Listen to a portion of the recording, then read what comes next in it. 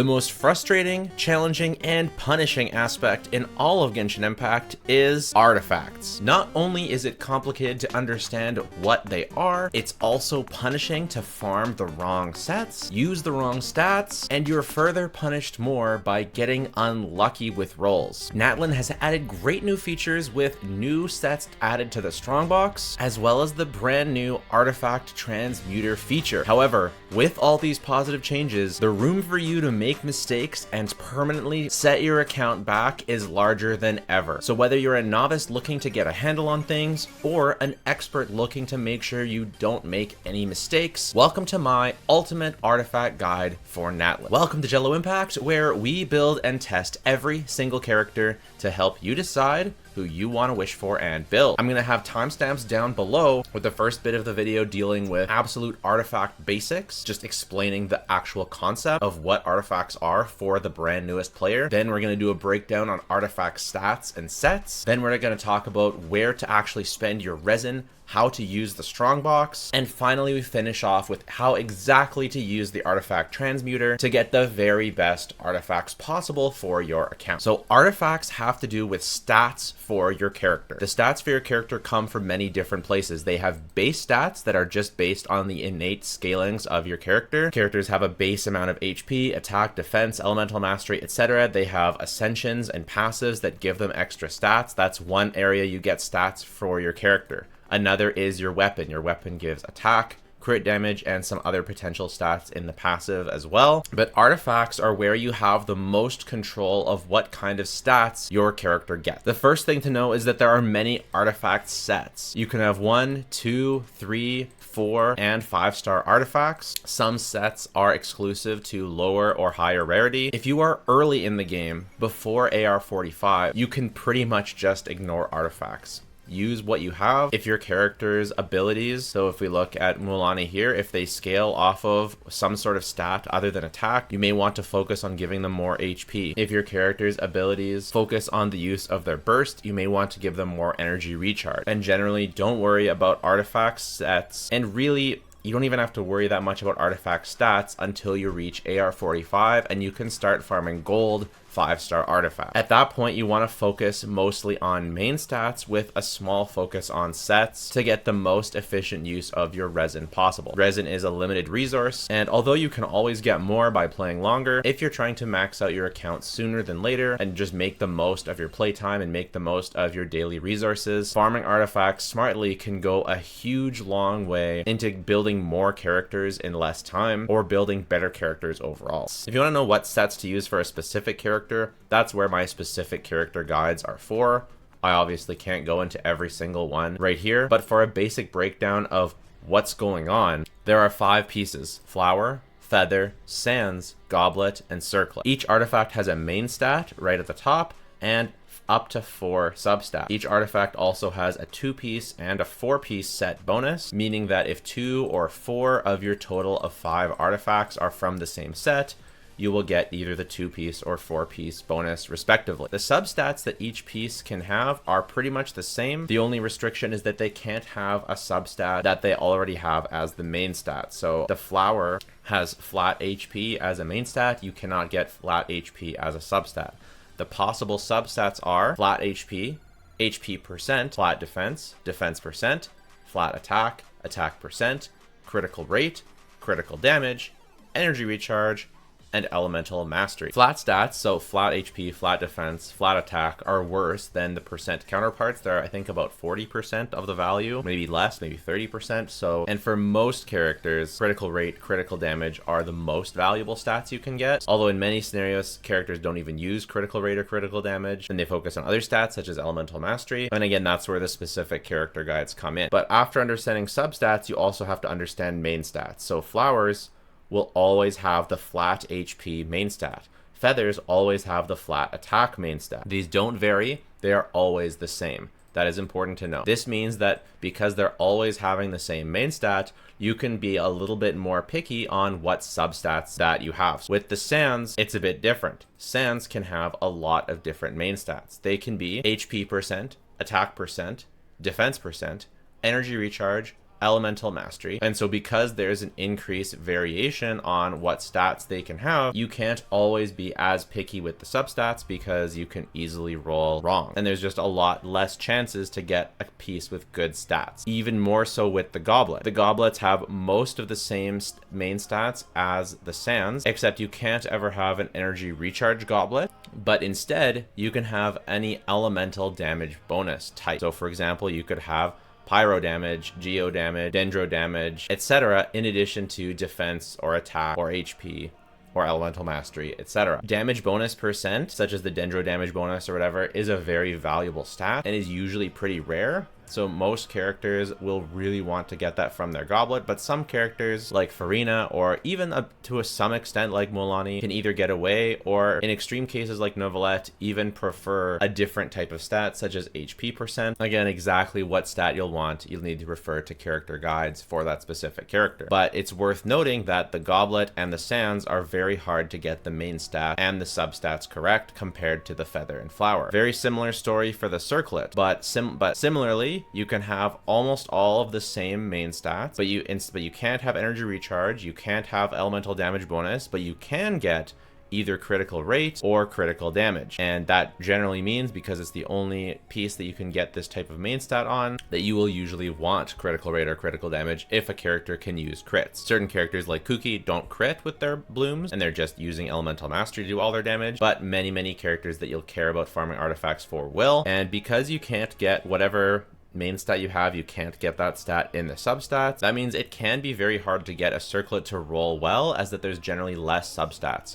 All these other ones, you can get critical rate or critical damage in the substat, but for circlet, you can only get one, and it's very hard to get it to roll into the stats you want. Again, I got pretty lucky with the circlet getting HP percent, elemental mastery, and crit rate. We do have that defense percent, but overall, it's fine. Now, you may notice that I have 4 pieces of the Obsidian Codex and then 1 piece from Gilded Dreams. This is called an off piece. You will almost always have your off piece be a sands, a goblet, or a circlet. Very rarely you'll have a flower or a feather as an off piece, because it's so hard to get good pieces from all of these. This means that any artifact of any set that you get in Genshin Impact can be very valuable to you if it rolls really good substats. For a long time, I didn't have any characters that could use this incredible sands, but then I got Mulaney. She needed a lot of crit rate, and now I have an amazing piece for her. And even though I have like an okay sands for her on the Obsidian Codex set, because I have this goblet, which is sort of decent, it's more worth it for me to use this as the off piece. For a lot of characters, you'll end up using your off piece as your elemental damage bonus goblet, because it is the rarest piece to get with good substats. It is the most difficult to farm for, to get an elemental damage bonus with like double crit and maybe another useful stat, and then it actually rolls into those useful stats. Very difficult to do. So this one will often be your off piece. A couple more final tips on the basics of understanding artifacts. Number 1 is just the knowledge that there are high and low rolls for substats. So this exists for all stats, but the most notable ones to take note of is for critical rate and critical damage. You look here, 2.7 critical rate, but this artifact has 3.9 critical rate. So that's an example of a low roll versus a high roll for crit rate. Meanwhile, crit damage, 5.4 here, but all the way up at 7.8 on this one. Generally, I don't really care whether it's a high or a low roll. Stats are stats. I generally just look at the final stat line. But if you get many low rolls for an artifact, or many high rolls, it is a big enough difference that it can add up to a noticeable change on the final stat line, sometimes equaling to an entire substat roll itself. The second idea is how to judge whether an artifact is good or not. One quick way to judge that is often pretty good is looking at the crit value, because crit is often the most important and hardest substat to get, at least up to a baseline. A flower like this with a lot of crit rate and crit damage rolls is considered a very high value artifact. To find the crit value, you double the crit rate, since crit rate is, for whatever reason, always the stat is half as high as crit damage. So you double the crit rate, which is 22 in this case, and add to the crit damage for a total crit value of 42 for an artifact. That's very good. For characters that need crit, you'll generally need an average of 30 crit value across your 5 pieces, or across your 4 pieces, not including your circlet, in which case you just kind of hope for the best. This usually means that you'll end up with a bit better flower and feather, maybe 35 crit value, and maybe a bit worse on your circlet or on your goblet and sands, maybe closer to 27, 25, but overall averaging to 30. And if you have higher than that on average, then your character is extra good. This can be either more important or less important depending on the artifact set. So like both the Obsidian Codex and the Marchese Hunter give a ton of crit rate, which means that those rolls aren't as important, although you still do need a bunch. You can also look at crit value for the entire character, so you double the crit rate for 62 plus 129, so you're looking at a total of 192 crit value. Normally I like to go for about over 200 crit value, but for sets like this that give so much crit value in the set itself, such as Blizzard Strayer, Marchese Hunter, or this one, I don't need as much crit value. Crit value is only one aspect of artifact quality though. If you look at an artifact like this, I have lots of HP, lots of elemental mastery, and some crit rate and crit damage. So overall, this is an excellent piece, even though the crit value isn't that high. Same with this piece, tons of attack, which is very good for a character like Keqing. So overall, like I would consider this quite a good piece, even though it has really bad crit value. So that's just something to keep in mind. You know, like this piece is really good, but this piece is also really good because it has some elemental mastery. There are high and low rolls for other stats like elemental mastery. One thing you can do is just count useful rolls. So example, this piece has 2 useful rolls of HP, 1 useful roll of crit rate, so that's 2, 3 useful rolls of elemental mastery, so that's 6, and then 2 rolls of crit damage, 7, 8. So this has 8 useful rolls.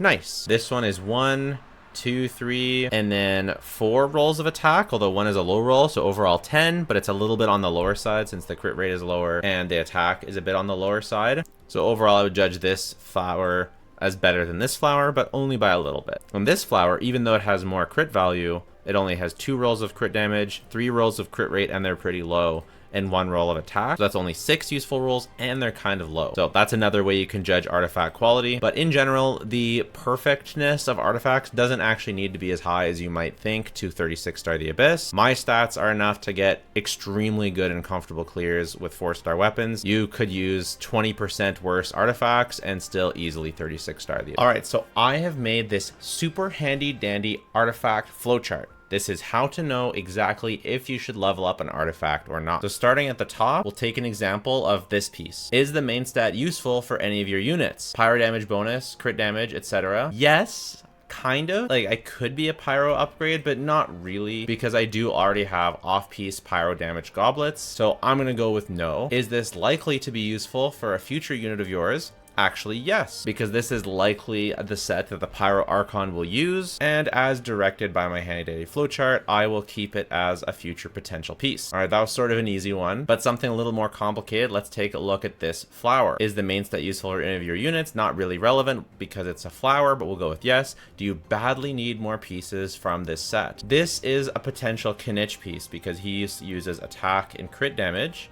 And the only piece I have is Mualani's, which uses elemental mastery, crit rate, crit damage, and HP. That's a lot of HP rolls and a lot of elemental mastery rolls for a character such as Keqing who doesn't use any of those rolls. So I would say I don't badly need more units, need more pieces, but we'll go down to this. So we'll say no, but if the substats rolled perfectly, could it be an upgrade for one of your units? Yes, it definitely could. If it was no, don't level, use as fodder. But yes, would this be a large or important upgrade if it rolled well? The answer for me is yes, so we'll roll it to the next level. So enhance to 1 tier, level up, and we got crit rate. Huge. Okay. So we have crit rate, crit damage, and attack percent. Now it says roll it to the next level. So if the substats rolled perfectly, could it be an upgrade for one of your units? Yes. Would it be a larger important upgrade for roll? Yes, we'll roll it to the next level again. Go, win the 50 attack, okay. And the flowchart again, we get to the next level, enhance one more time, and attack again. I mean, we do want attack, but it's getting kind of, I mean, it's good, but we need crit and rate. Okay, kind of a low roll, but it would still be a good upgrade. And the final roll, attack again. What? I mean, this is a good lesson as to substats are important as long as they're useful. This would be a really interesting piece to test against this piece. Like, it has much more useful rolls, but the crit looks worse. Actually, no. This piece is definitely a big upgrade over this one. This has only 1 useful crit roll, and this has 1 useful crit roll and lots of attack. So technically an upgrade. Looks really weird, but probably actually a pretty good piece, especially going to be good for non-Bennett teams. So anyways, we got there.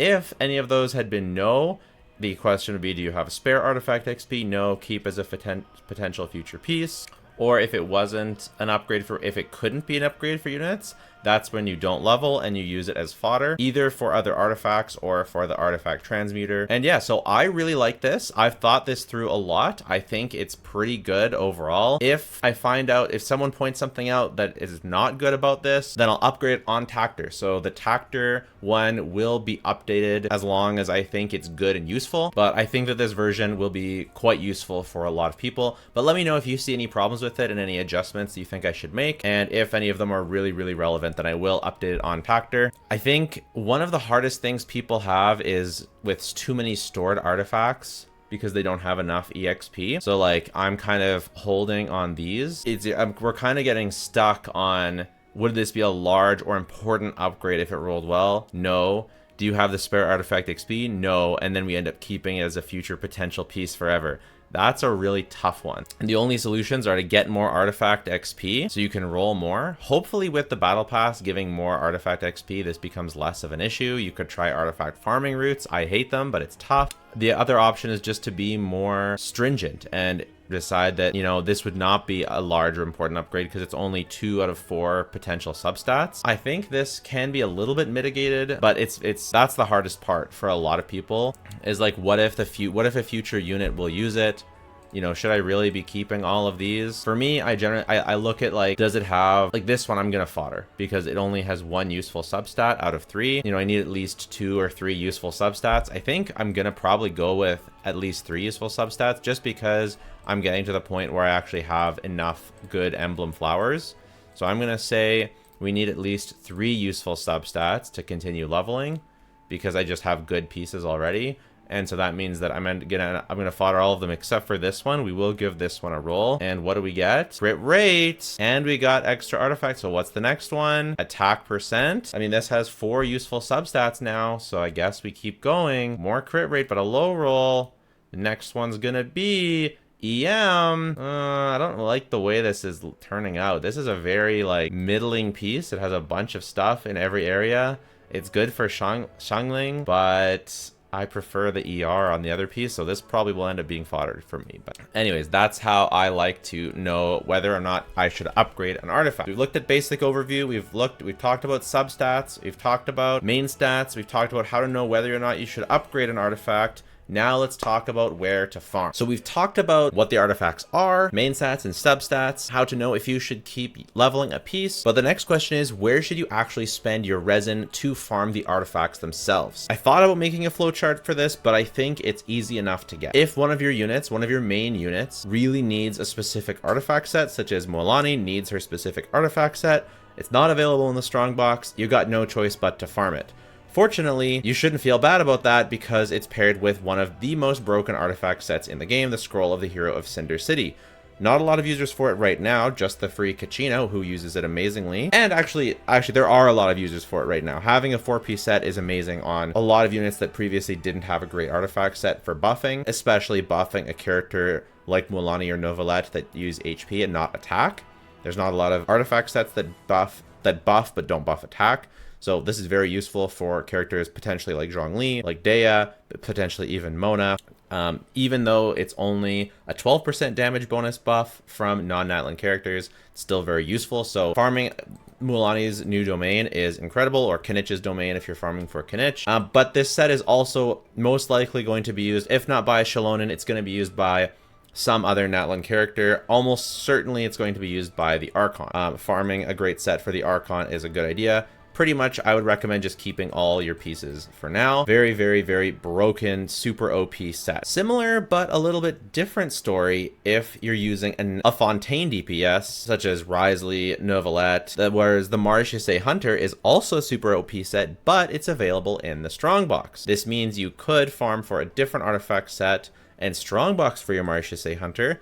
However, unless you already have a really, really cracked golden troop set, you might want to farm this domain anyways because it's very efficient to get both Golden Troop, which is Furina's best in slot. She absolutely needs Golden Troop, and then you'll be getting Marchese Hunter pieces anyways. So the only time you actually want to strongbox for Golden Troop and Marchese Hunter is if you already have a really cracked other set. Now, I'm going to do a little artifact tier list, but it's mostly about the discussion than it is about the final result.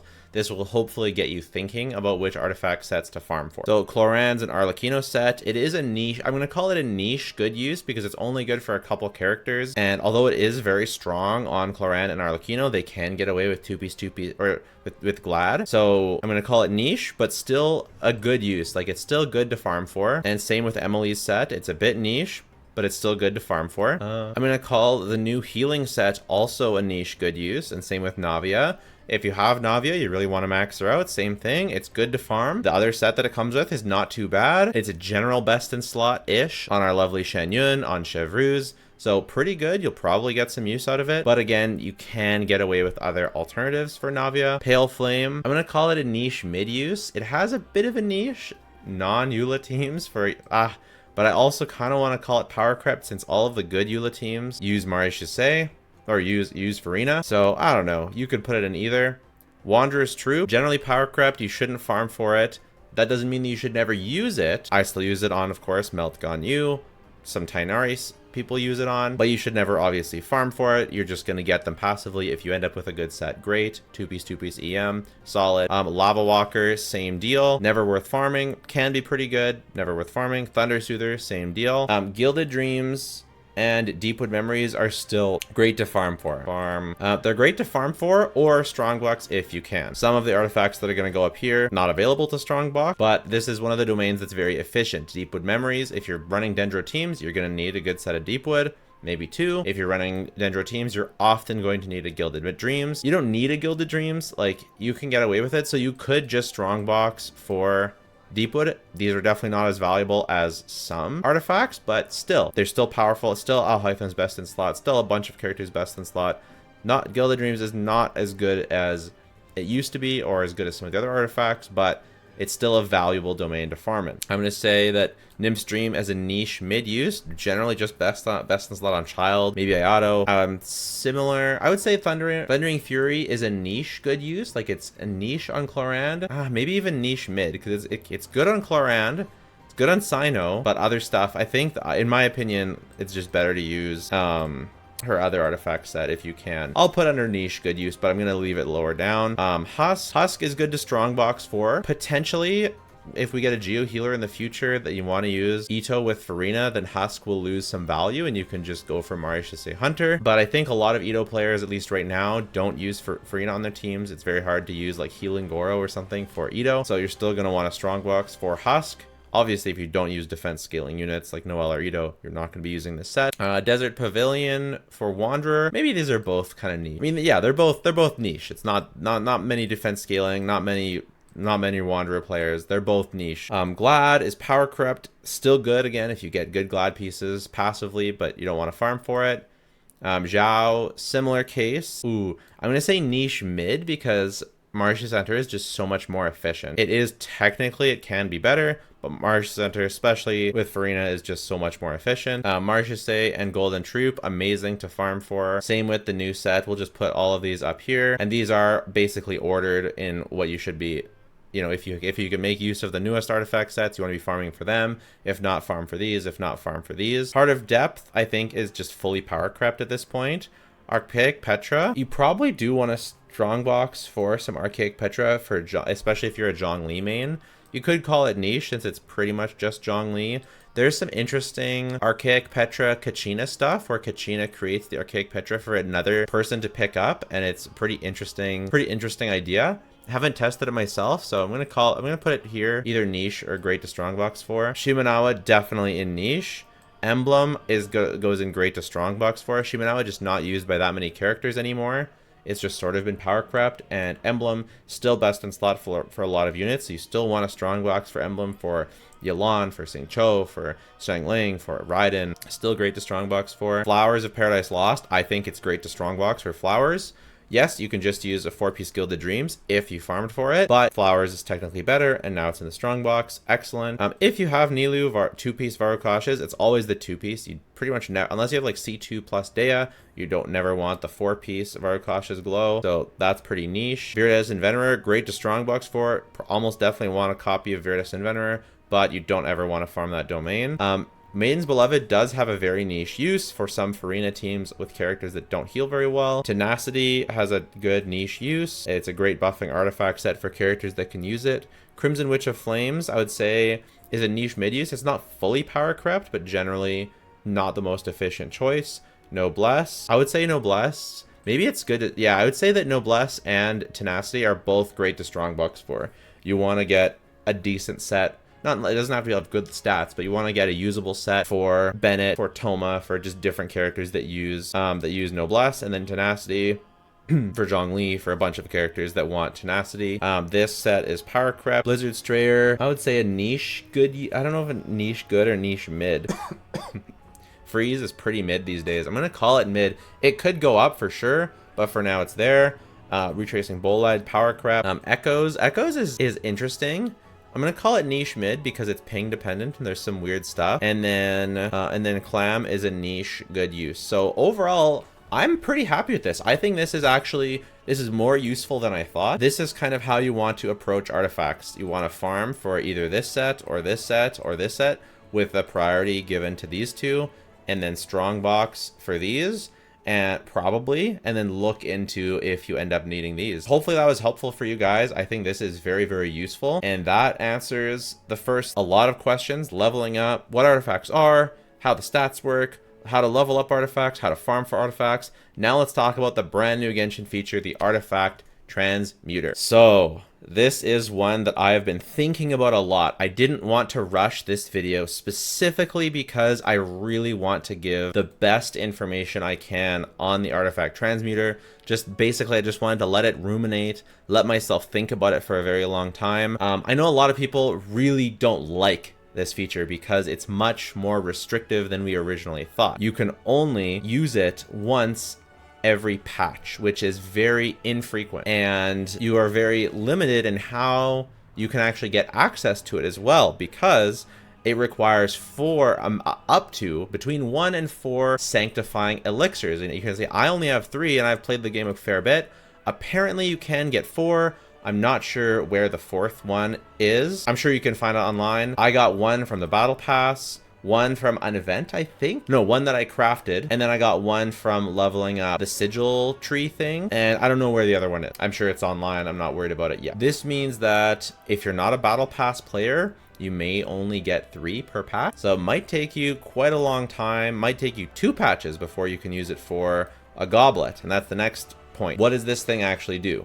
Well, it lets you define the main stat, which we talked about earlier on, and it lets you define 2 substats, which is really, really, really powerful. This means that, in my opinion, a ton of the value of this piece is getting the right main stat with 2 good substats. So in my opinion, it's a complete waste to use this on the feather or flower. Again, this is a fixed main stat. You can always just farm more for a good flower and feather. Yes, it's RNG. Yes, it sucks. Yes, it may take a lot of resin, but you always have the best chance of getting a good one of these 2. So if you have a bad feather and flower, it just means you need to farm more. A bad sands, goblet, or circlet, now that's talking more about RNG and luck, because there is RNG involved in this, but it's much less RNG than when you also have to consider a main stat. Now, Goblet, as we talked about, is the most rare. So the first thought that everyone's going to jump to is, let's get a Goblet, because I can pick my,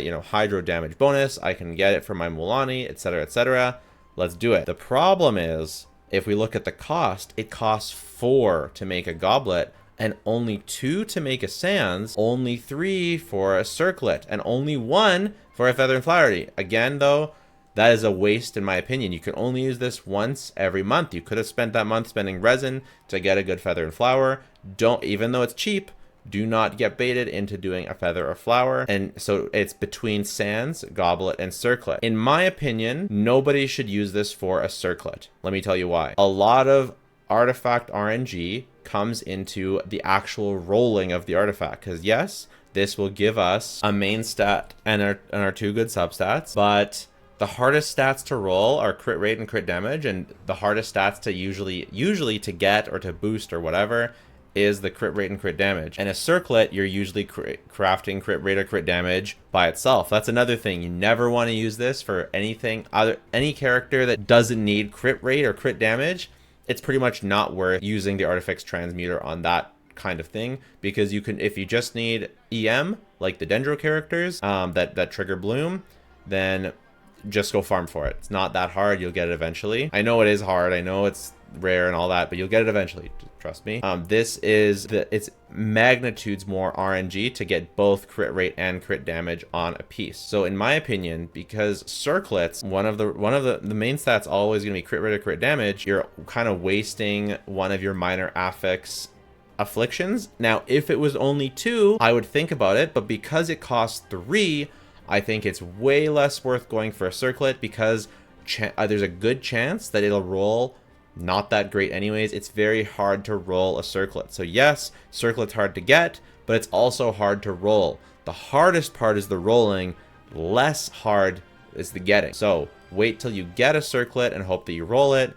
But I think, in my opinion, the Artifact Transmuter should almost always be used for your sands or your goblet. Sure, there could be an account where you've got cracked these 2 already, and it might make sense to go for a circlet, but I doubt it. I think that goblet and sands are going to be the way. Now, unpopular opinion, I think a lot of people are going to be going for the goblet, and that's fair play, but a lot of people, it might be more worth it to save your resources for the sand. Unfortunately, you can only craft 1 every 40 days, so if you've got 4 already and you buy the battle pass and all that, hey, maybe you're not really losing much by going for the goblet. However, if you're free to play, it might be you might not be able to get 4 of these every single patch. It might be much more worth it to go for a sand instead, because it's only costing you 2. Something to think about. Of course, I think the sands is pretty difficult to get. Like, yeah, there's not as many options of things to get as the goblet, but you always have an off piece, and oftentimes people are going to be using their goblet for the off piece. So I'm not saying you should always go for the sands, but I'm saying there's a very strong consideration of going for a good sands over your goblet. Now, which set should you use it for? What should you use it for? This is where it gets very account specific. The most important thing is trying to give yourself the biggest chance at an upgrade possible if you're trying to be efficient. If you're trying to just max out your main character, then you still want to get the biggest chance of an upgrade possible, but you're just going to be going for your favorite character. So let's see what I want to go for. The characters I care the most about are my Mualani, my Chlorand, my Navia, my Raiden, my Yelan, my Arlecchino. Those are the characters that I personally care the most about getting an artifact upgrade for. The other characters, either they already have absolutely incredible stats, or I just don't personally care about them as much. Mostly the latter. If we're looking at Chlorand, I already have a 34 crit damage Sands and a over 40 crit damage Goblet. And again, I'm not going to go for Circlet because the hard part is the rolling, not the getting. So I think Chlorand is pretty much out unless I want to go for a chance at a 40 plus crit value Sands. Sounds hard to get though. I'm not super down on that. I could go for a Goblet for Mualani. It's 20 crit damage and some elemental mastery. I do need crit rate. That's a thought. I think a geo damage bonus Goblet on my Navia is going to give me the biggest bang for my buck. The energy recharge is very nice. I do appreciate it, but I think that there's other ways to get around the recharge problem. Maybe I could go back in and farm for a bit better of a feather. That's the other thing, is you don't want to use it on a character that you're still actively farming for. If I'm planning on going back in for a feather for my Navia, it's kind of a little bit scary to go for a Goblet, because what if I end up getting an upgrade and then it was a waste? For my Raiden, I have a decent attack percent Goblet, so I could go for an electro damage bonus on-set Goblet, because right now I have an on-set Sands and an off-piece Circlet, so I could go for an electro damage goblet, or I could go for an ER sands and try and get an upgrade here. This is about a 35 crit value with no other useful substat. Gonna be a little bit challenging to get an upgrade. For my Yolan, my goblet is literally garbage. My sands is very good. A hydro damage bonus goblet could be worth it. And then my Arlecchino and Cloran share the artifact set, so hers is already basically maxed out already. So the biggest upgrades for my account are probably the Navia goblet, the Mualani goblet, maybe the Raiden goblet, or the Yolan goblet. Maybe you guys are the same as me. Maybe you guys are also using bad onset goblets and using good offset sands. Maybe you guys are in that position too. I kind of wanted to use it on a sands because then I could do it right now. But because right now I only have 3 of these. Where is the final one? So one is extracting, which I'll talk about that in a minute. One is for the tribal troves with obsidian ring, and I do not have enough of any of these. All right, so we're stuck. It's either sands or nothing today.